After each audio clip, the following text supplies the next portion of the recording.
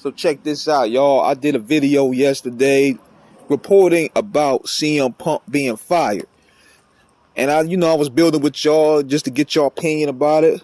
So now I want to basically give my opinion about this thing here. And it just goes to show that when you don't put your foot down early, these are the future consequences. Because Khan should have had this already wrapped up.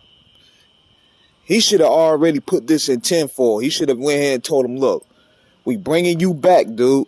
I'm giving you a show. You don't even have to deal with the Young Bucks. You ain't got to deal with Hangman Page. You ain't got to deal with Omega. You ain't got to deal with nobody there. I'm giving you your own show. You can book it however you want. Just don't be problematic. My thing is this. And I'm thinking this too. I'm thinking that the reason why CM Punk reacted the way he did to Jungle Boy in the glass spot, I think Tony Khan gave him more power than he leading on. That's what I'm thinking.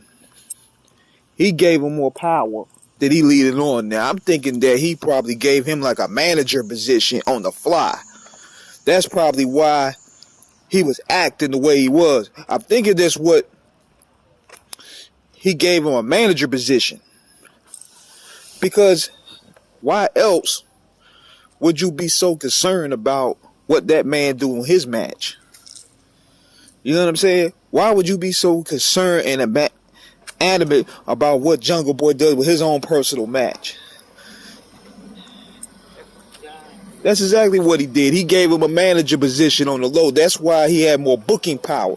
When you give him a wrestler his own personal show, you give him basically power. And I'm thinking also with that power, the elite themselves got afraid. Because it all started last year or the year before last when CM Punk returned.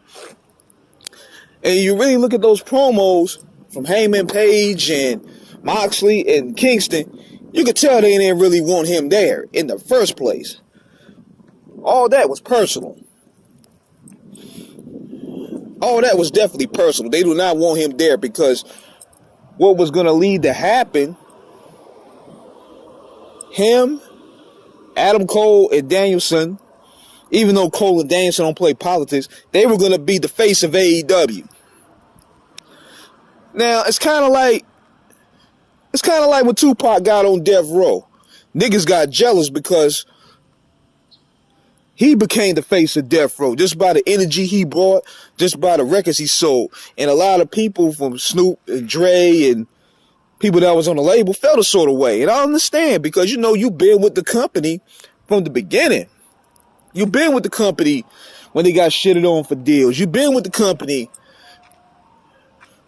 through the good, bad, and the ugly, developing this thing off the ground, getting the buildings, getting the attendance rates high, selling out Madison Square Garden. You was with this from the beginning. Acquiring new talent, trying to get a video game deal, trying to get merch. I applaud those guys for running this thing, from building it from the ground up as a dope alternative and signing talent and getting TV deals. All this shit plays a role. So they felt like for CM Punk to come after 7 to 8 years and just take over their spot, take their position, they're going to feel a sort of way. Same thing with Danielson. They look at Danielson, they look at Adam Cole like, you guys are coming from the competition and y'all go take our spots? So, even though Danielson don't play politics, even though Cole don't play politics, they knew they had to pretty much get Punk out of there, in a way. But it just goes to show you, and this is what Khan had to understand, that this shit ain't like purchasing your action figures, yo. This is a business. The wrestling business is the most egotistical, bipolar, unpredictable, weird business you could think of, aside from the music industry, of course. But in knowing all this, they had to find a way to get him out. I'm thinking that was the overall plan. They wanted to get him out of there, and they want to find ways to antagonize him. Now, notice this.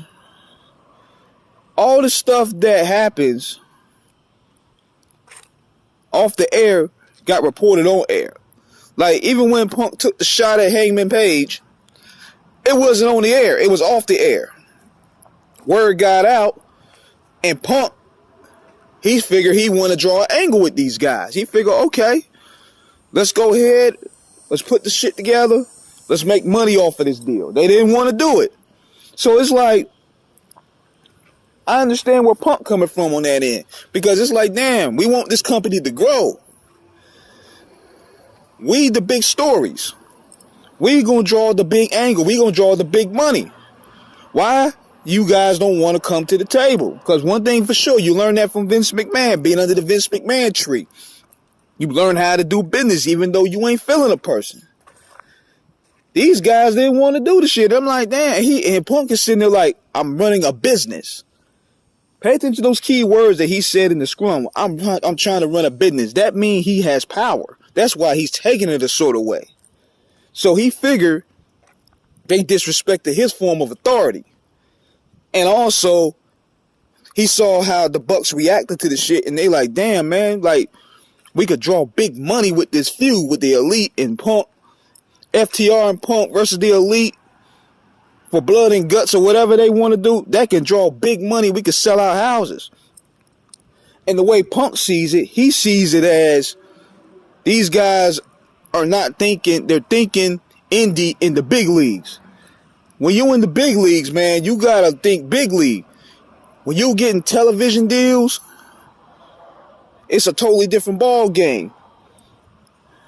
So Khan chose the wrong time to man up. Like, I understand you can't put your hands on the people and shit like that, but some of that shit you gotta let ride. Like, you gotta be like, look, man, y'all gonna have to take this shit outside. Y'all gonna have to take this fade outside. I'm gonna suspend you guys for at least 2 weeks. And if it happens again, y'all both out of here. But see, one thing for sure, Vince McMahon would not do. He would not let the money go. Even though Shawn Michaels and Bret Hart was doing their thing. He didn't get rid of them. He didn't get rid of them. You know how much fuckery Vince McMahon probably got in the middle of? Come on, man. That's just the way the business is, dog. Like, that's the way the business is. This is the professional wrestling business. People going to fight. It's every day.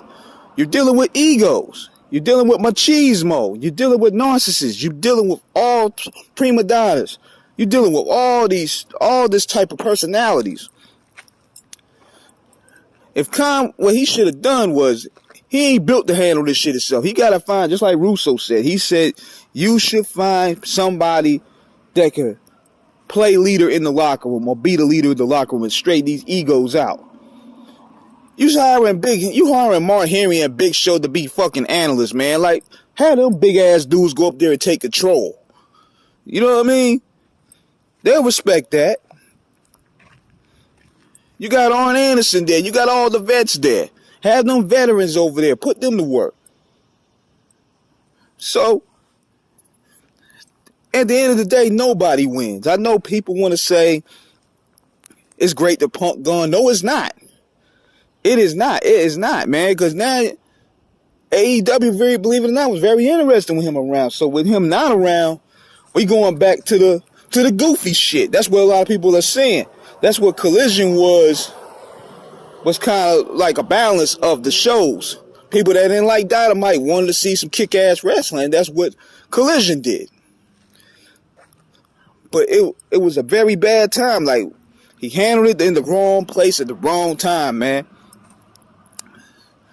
And big shout out to O'Shea Jackson. O'Shea Jackson, he already know. O'Shea Jackson, the Ice Cube's son. O'Shea Jackson Jr. He knew what it was, man. Because it's like, dude, y'all want to boss up at the wrong time. You should have nipped this in the bud as soon as you signed them in. You seen it was getting out of control. You should have went ahead and handled it. Stop being a people pleaser. Now, you facing a hostile crowd tonight with this pay-per-view in Chicago. The hometown of the guy you just fired. You better deliver a kick-ass match. You better deliver a kick-ass pay-per-view, man, because that crowd gonna eat them alive. Especially if they start seeing a bunch of shit they don't want to see. That's gonna set a paradigm to what's to come. But we gonna see. We definitely gonna see, man. This is King Eric signing out. Let me know what you guys think in the comments. Subscribe, hit the like button. Holla.